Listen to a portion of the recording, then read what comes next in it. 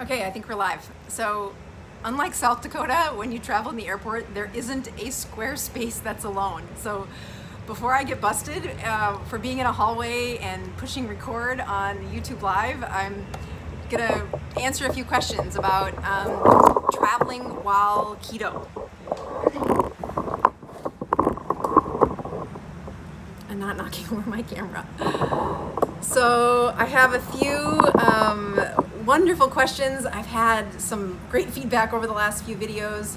I just want to say thanks for being patient. I am not the best at doing this yet, but I'm really enjoying how many people are connecting with a ketogenic diet, and then how much questions they have that even though they're answered in the book, either they didn't remember it from the book or they're just having to hear it again, which is how we learn. So thanks for asking the questions.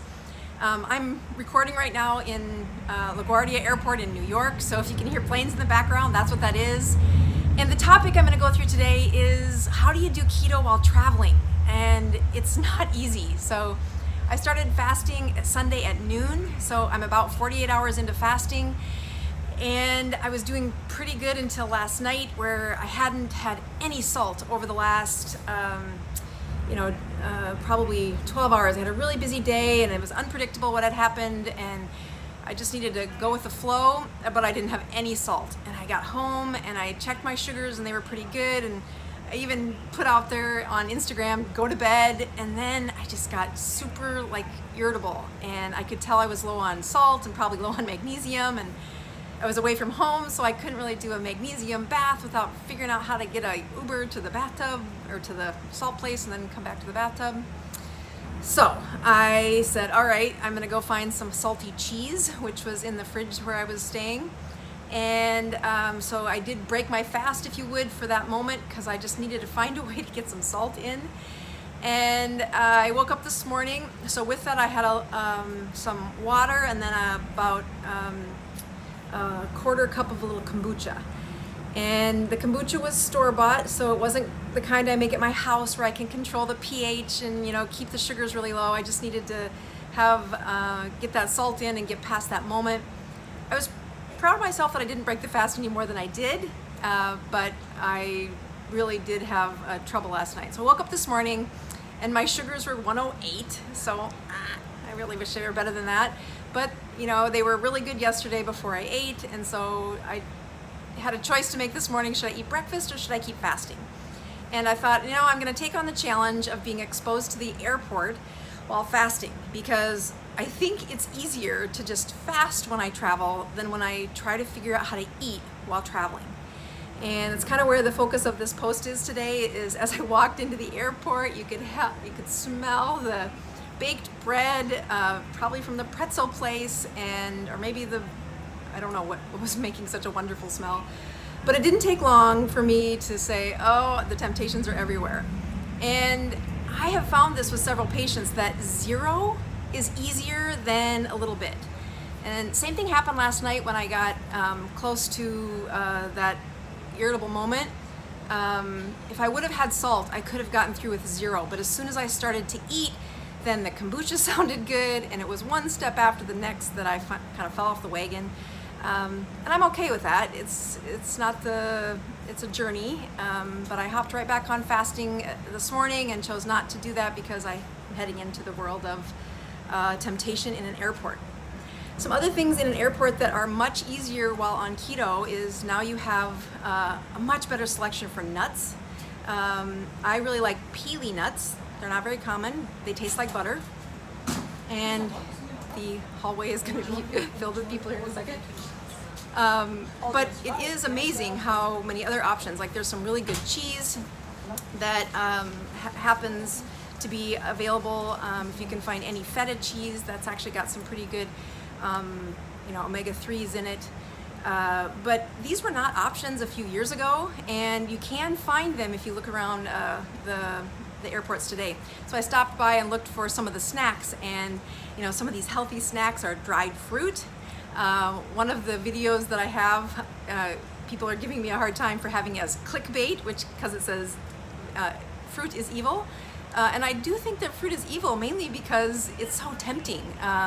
And as soon as you start eating it, you want the next bite, you want the next bite, you want the next bite. So even though the places are filled with fruit snacks, I recommend that we don't use those over the course of the next few hours. I just stay away from them, because as soon as I start sampling that fruit snack, then I want more, I did stop by the nut stand, and they did have pecans. Those are a really good option.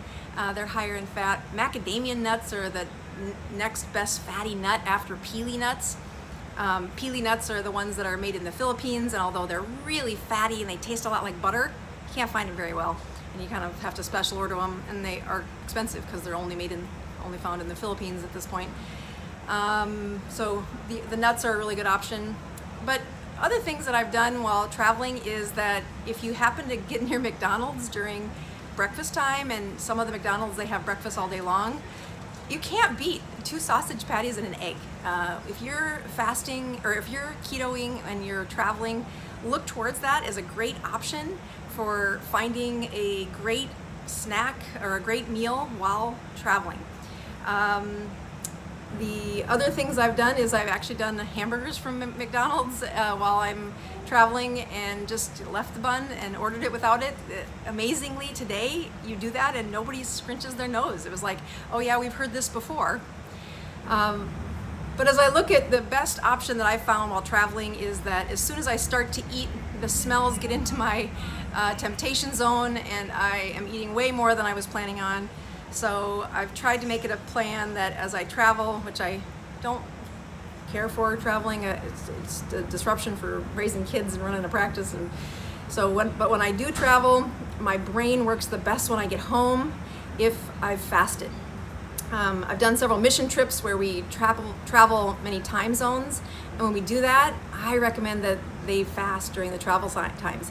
Even if they've never fasted before, one of the best ways to hop your brain into a new time zone is to fast and to not add calories into that zone. So as I look at some of the tips and tricks I've used for traveling, we've got a few of the nuts we talked about. Stay away from that dried fruit, and do some things like, it's amazing how easy it is to find a keto meal at Qdoba, which is like their queso sauce, one of their high fatty meats, and some roasted vegetables. And then to use other ideas like 2 sausage patties while having an egg at McDonald's. And so those are some great little cheap tricks that people say, oh, I can't do this while fasting. I can't keto while traveling. And I just thought I'd share how I would navigate this. With my number 1 is try to fast while you travel. It's just easiest for most people to say no. You can have a good fatty meal when you get home. But number 2 is there are some really good high-fat meals at the fast food restaurants, and I like the 2, one found at Qdoba and one found at McDonald's. I hope that gives you plenty of little ideas for the next time you travel. I will take time to answer all these questions as soon as I turn this off, but I see that a plane has landed and I need to get off the airway before this hallway is totally filled. So thank you for tuning in. Be sure to tell me where you're from. Oh, I was going to give you a code for the free audiobook.